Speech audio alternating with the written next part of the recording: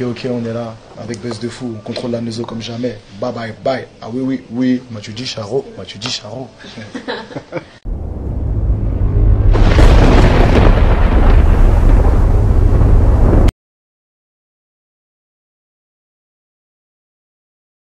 Alors pourquoi une mixtape et pas un album? Pour me foutre la pression à faire un album, à sortir un album de qualité. Tu vois. Parce que si je sors là un album, sauf que je vais me reposer sur mes lauriers et mettre du temps à sortir le deuxième. Alors que là, je sors une mixtape, je suis dans le rap et j'aurais pas encore eu mon album. Donc je me dois de sortir un album et très rapidement. Tu vois. Donc en fait, la mixtape, c'est quelque part un petit peu un avant-goût de l'album qu'on aura plus tard. Ouais. Tu vois, c'est ce qui fait le lien, quoi. Ce qui fait le lien, c'est un peu le fil conducteur, l'histoire que tu racontes à tous tes fans. Exactement. Comment tu l'as travaillé cette mixtape? Avec qui? Comment tu as collaboré? J'ai travaillé avec j'ai enregistré au studio 50K la majorité des sons.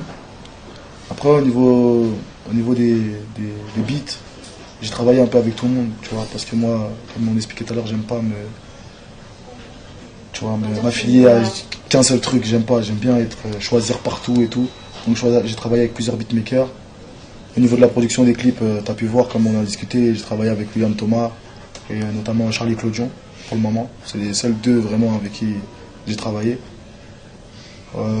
Après, au niveau du mastering et tout, j'ai fait avec Color Sound. Après, pour rentrer dans les détails, au niveau des morceaux, la mixtape, on va dire que je l'ai travaillée en 2 fois. Je l'ai faite en 2 fois. Une première partie où, quand j'étais en plein, tu vois, quand mon buzz commençait à monter, on faisait la guerre. Avec tes morceaux, t'étais dans le truc. Il fallait s'exprimer, tu vois. Et une deuxième partie un peu plus soft à la fin, tu vois, où je me suis lâché vraiment, tu vois. Donc c'est pour ça que tu retrouves. En combien de temps t'as fait tout ça? Parce que ton buzz, il est très récent, il y a quelques mois, enfin on va dire un an. En combien de temps une mixtape ça s'est préparé? Par exemple, celle-là, Charo Live, tu l'as préparée en combien de temps? Si je te dis pas de bêtises, si elle sort en octobre, ça fera environ 10 mois. Environ 10 mois. Tu t'es mis la pression quand tu l'as? Non, pas du tout. Si je me bosse avec la pression, c'est fini. C'est plus Charo Live, ce sera n'importe quoi. Ce sera plus national. Ouais. Alors justement, donc un morceau qui a bien buzzé, c'est Mathieu dit Charo, qui reprend le nom de ta mixtape Charo Live. Est-ce que tu le connaissais, Mathieu dit? Non, du tout pas. Pas du tout, je le connaissais pas. Je le connaissais pas, mais voilà. C'est un morceau qui a bien buzzé. Par exemple, quand il y a un match du PSG comme ce soir, dès que Mathieu dit marche, je veux dire, enfin, il marque, pardon, sur Twitter, ça met Mathieu dit Charo, Mathieu dit, c'est-à-dire que tout le monde reprend ton expression. Il y a vraiment eu un gros buzz là-dessus. Comment t'as ressenti tout ça, toi, à ce moment-là, quand le morceau il a vraiment explosé et que t'as vu qu'il n'y avait pas de vue? Ça peut que te faire plaisir et te dire que t'as pas travaillé pour rien, tu vois. Et surtout qu'on sait que le monde du football, c'est un monde que les garçons, les hommes, ils apprécient énormément. Tu vois, il y en a qui ouais, tu vois. Donc de voir des joueurs de foot et tout reprendre ce que je fais, ça peut que me faire plaisir. Parce que là, du coup, depuis, il a plusieurs fois refait ton fameux pas de danse, là, après pour célébrer un but. La première fois que tu l'as vu faire ça, t'as réagi comment? Ça a dû te faire plaisir? Ouais, énormément. Énormément, ça me fait énormément plaisir. C'est la même chose dans ton salon, devant exactement. Pendant 1 heure. J'ai même acheté le maillot et tout, je suis parti, je faisais le même truc et tout. Voilà, tu vois. Non, ça fait plaisir, blague à part, tu vois, ça fait plaisir. Mais tu te dis que quand même... Une reconnaissance. Voilà, une reconnaissance de ouf. Tu te dis que quand même, voilà. Quelque part, ça, même si aujourd'hui ça doit s'arrêter, ça sera quand même aller loin, en quelque sorte. Mais au moins, ça a marqué les esprits. Voilà, ça a marqué les esprits. Tout le monde en a parlé de Mathieu Charo. Et Cavani Charo ou Zlatan Charo, ça marchait pas? Non. Pourquoi lui en particulier? Est-ce que c'est un joueur que tu as pu le supporter? Parce que c'est un joueur que j'apprécie, notamment par rapport à comment il se défend sur le terrain, mais aussi parce que c'est l'un des rares Français qui joue au PSG. C'est l'un des seuls rares joueurs français qui joue au PSG. Et voilà, je pense qu'aujourd'hui j'aurais fait un Zlatan Charo. Honnêtement, de toi à moi, je pense pas que ça aurait marché autant. D'une, parce qu'il n'aurait pas compris ce que je dis. Et de deux, je pense pas qu'il aurait pris le choix de le représenter sur le terrain ou pas, tu vois. Après ça, je le savais pas, mais tu vois, pour prouver qu'en vrai, j'ai pas fait un mauvais choix. Que mon choix, quand même, il allait quelque part. Ça a bien buzzé, parce que c'est un bon choix. Puisque tu dis, comme tu dis, c'est un joueur français. Ouais. Tu l'as pas rencontré encore, tu On n'a pas eu le temps. Regarde, je suis en interview. Il va être à l'entraînement. C'est prévu prochainement? Ouais, je pense. Ça va bientôt se faire. Ouais, je pense. pourras enfin refaire la danse avec lui. Ouais. Pourquoi tu l'as pas invité dans ton clip? Honnêtement, de toi à moi, on a essayé de rentrer en contact avec lui. Mais tu vois, moi, j'aime pas passer par tout ce qui est la hiérarchie. Parce que ça, c'est plein de vices et tout. Je voulais passer directement par lui, mais j'ai pas eu son contact directement. Donc, j'ai laissé mon équipe s'occuper, mais ça n'a pas pu se faire. Voilà. Maintenant, je pense que moi, si je serais passé par lui directement, ça aurait pu se faire. Mais c'est pas grave, c'est la vie. Ça, c'est pas fait, ça, c'est pas fait. Regarde, le morceau, il a très bien marché. Et au final, il l'a reproduit sur le terrain. Sans même qu'il soit dans le clip. C'est pas plus mal. C'est pas plus mal. C'est comme ça, c'est la vie.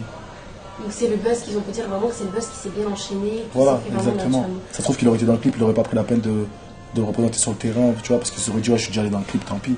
Mais là, je pense que ça lui a fait encore plus plaisir de ne pas être au courant que ce son allait sortir et de voir que le son il buzz comme ça. Et d'un coup, marcher dans la rue et qu'on l'appelle Matuidi Charo, de dire, c'est quoi ça, tu vois. Et il voit les millions de vues et tout, je pense que ça peut le faire plaisir. Ça peut que le faire plaisir. En tout cas, toi, ça t'a vraiment fait plaisir. On peut le voir surtout dans le clip où tu danses, dans l'équipe, tu es dans une belle villa. Est-ce que tu es chez Matuidi? Non, c'est faux. C'est pas chez Matuidi? Non, c'est pas chez Matuidi. Bah, je l'ai jamais vu. Comment je peux aller chez lui si je l'ai joué au foot dans son salon. Non, quand même pas, je suis pas fou. Je me serais pas permis quand même. C'est fait où? Non, c'est dans une petite villa qu'on avait louée pour le clip. Ici en France? Ouais, c'était en France. Ouais, c'était en France, on l'a loué ici, en France. Mais on sent que tu t'amuses bien, tu prends beaucoup de plaisir. Limite, avec tes potes, c'est tout ça. C'était un délire. Vous êtes à fond. Ouais, c'était un délire, tu connais, on était là. Parce qu'à la base, c'était même pas comme ça qu'on devait faire le clip. D'un coup, il y a une balle qui est arrivée, on a dit, oh ben vas-y, venez, on fait ça. On a fait ça comme ça. William, il avait écrit son truc et tout. On a fait que de suivre, on s'est amusé. On s'est amusé, il faut se lâcher. Faut pas être stressé, être énervé, tout ça. C'est pas nous, en tout cas, c'est pas notre combat, c'est pas l'image qu'on veut véhiculer. C'est pas ta philosophie. C'est pas ma philosophie. Moi, je pense qu'on est dans un monde où c'est déjà assez dur. Il faut montrer aux gens qu'on s'amuse, qu'on peut passer du bon temps, tu vois. En tout cas, je vois que tu t'es bien amusé, que tu as pris beaucoup de plaisir dans Matuidi Charo, le morceau qui a bien amusé. Il y a dernièrement, tu as sorti un autre clip encore qui est Ochoa. Tu as tourné au Sénégal, c'est bien ça si je ne me trompe pas. Dans ce clip-là, on est loin du Niska un peu foufou qui court partout dans une villa, tu rentres jouer au foot. C'est un Niska un peu plus calme, un peu plus posé. Ouais. Tu joues le rôle d'un papa. Ouais. Est-ce que tu peux nous parler un peu de ce morceau? Parce qu'en plus, c'est une prod de thérapie. Je crois que c'est le producteur de Caris, donc c'est quand même c'est pas rien.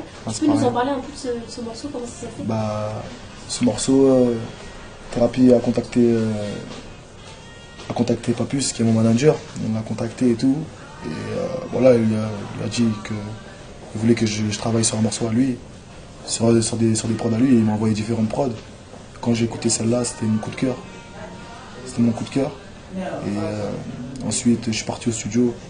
L'ingé a mis la clé USB dans l'ordinateur. Je suis parti dans la cabine et ça a coulé de source. J'ai même pas eu besoin d'écrire de texte. Ça sortait tout seul. Pendant, je crois que le son il dure 3 minutes. C'était 3 minutes. Je faisais que d'enregistrer des phrases et des phrases et des phrases et des phrases. J'ai tout collé, ça a donné ce morceau-là. Et ce morceau, c'est un morceau qui me tient particulièrement à cœur, tu vois. Parce que notamment, je parle de mon fils qui grandit et tout. Je parle de mon fils qui grandit, je parle de mes amis, je parle des lâches. C'est pas possible parce qu'il me semble que tu as eu ton fils très très jeune. Ouais. Ça a dû grandir, enfin, ça a dû te faire mûrir très très vite ça. Ouais, quand même. Mûrir, après je sais pas si je suis mûr. Je sais pas si je peux me juger de mûr, mais ça m'a fait réaliser certaines choses. Et si aujourd'hui ton fils il veut se lancer lui aussi dans la musique? Non, je le conseillerais pas, parce que c'est un milieu hostile quand même. C'est assez hostile. Mais toi tu l'as fait? Moi je l'ai fait. Mais moi c'est moi, lui c'est lui. Essentiellement mon avis c'est un peu différent. Ouais, c'est vrai, c'est ça.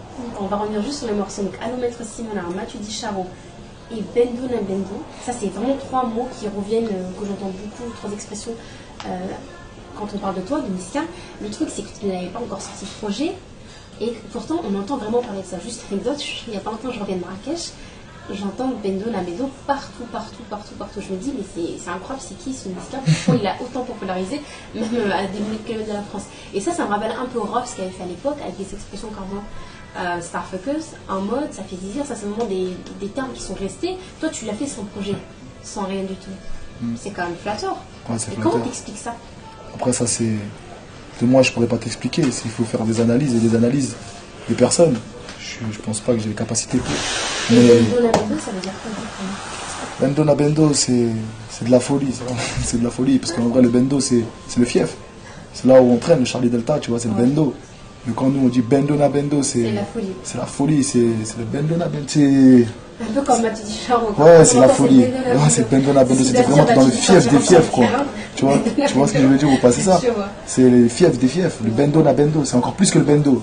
Mais ça reste le bendo. Je sais pas comment t'expliquer. C'est la folie, quoi. Quand je t'entendais, ils ont présenté ça, tous les taxis de Marrakech, je me dis, ils avec beaucoup d'entrepreneurs. Je sais pas si c'est ce qui gagne de l'oseille. En tout cas. Alors, il n'y a pas trop longtemps, il y a un autre artiste qui a fait une grosse passe décisive. Maître Gims, sapé comme jamais. Sapé comme jamais, sapé comme jamais, sapé comme jamais, sapé comme jamais. Loulou et Bouddha, Coco na Chanel, Coco na Chanel. La madame voit couler, voit bouche, contrôle la maison, apprécie mon parcours. Un dégât ta gueule, sale petit progrès des coquins. Quand elle m'a vu, elle t'a plaqué. Comment c'était mon son? Bah, Maître Gims m'a convoitisé. Je vois ça. Il a quand même invité sur son dernier album très attendu. Mon cœur avait raison, c'est pas rien quand même. C'est pas rien, c'est pas négligeable, ça c'est sûr. Comment tu t'es senti? Je me suis senti flatté et j'ai. Comment dire ça? Je me suis dit qu'ah ouais, quand même, en fait, ce que je fais, contrairement à ce que les jaloux peuvent dire. Moi j'ai un coup de cœur pour le morceau de Sapé comme jamais. Merci, ça fait plaisir. J'ai vraiment adoré. Merci. Mais je me disais que contrairement à ce que les gens peuvent dire, c'est pas nul, quoi. C'est que même si aujourd'hui c'est comme si tu demandes à je te donnerai un exemple, qui je peux le prendre, à un joueur par exemple émergent comme Paul Pogba, qu'est-ce que ça fait de jouer avec Zidane? Ouais, c'est la consécration, c'est quelque chose. Tu vois ce que je veux dire? De jouer avec Zidane dans la même équipe, en équipe de France, c'est la même chose, c'est exactement la même chose, c'est le numéro 1 qui t'appelle, ça peut qu'être flatteur. Et là tu te dis ah ouais quand même.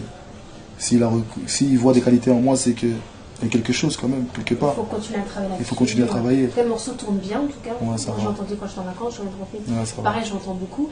Ça fait comme jamais. Et je lis beaucoup sur les réseaux sociaux que cette chanson c'est devenu l'hymne national du Congo. Ouais. Tu valides ou pas? Bah, faut que j'aille sur place pour voir. Je vais pas tarder à y aller d'ailleurs. Ça te rend fier quand même, parce que bientôt tu vas rentrer au Congo, tu seras l'enfant du pays. J'espère. J'ai hâte.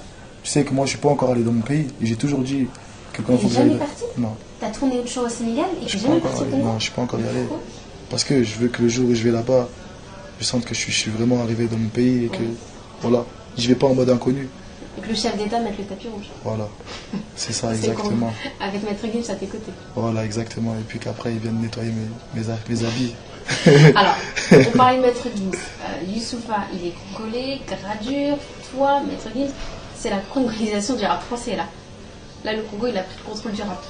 Ouais, mais après Congo, je sais pas si c'est un choix des gens. Ouais, c'est flatteur, c'est bien pour le pays. Franchement, c'est très bien pour le pays, tu vois. Mais après, moi, je suis toujours dans l'optique de pas faire du sectaire, tu vois. C'est pas que du Congo, c'est l'Afrique avant tout. Bien sûr. Avant tout, c'est l'Afrique. Tu déclares quand même beaucoup à l'Afrique. Tu vois, moi, je suis congolais, certes, tu vois. Je représente le Congo, c'est mon pays, tu vois. Ça fait vachement plaisir que tu vois, il y a autant d'artistes de mon pays qui réussissent, mais il ne faut pas oublier qu'avant tout, c'est l'Afrique. Il n'y a pas d'histoire de Congo, il n'y a pas d'histoire de Zaïre ou d'Angola ou de Sénégal ou je sais pas quoi, c'est tous la même chose. Pour moi, c'est l'Afrique avant tout. Avant le Congo, c'est l'Afrique, tu vois. Et tu fais un gros clin d'œil à l'Afrique dans cette mixtape, Charlotte, qui sort le 30 prochain. Voilà, exactement. Ça, tu l'as fait en tout cas avec le cœur, tu l'as fait pour représenter tes origines, et puis en tout cas, c'est tout à ton honneur et c'est un très très beau projet mixtape. Merci beaucoup. Merci de nous avoir reçus en tout cas. Il n'y a pas de problème. À bientôt. Merci.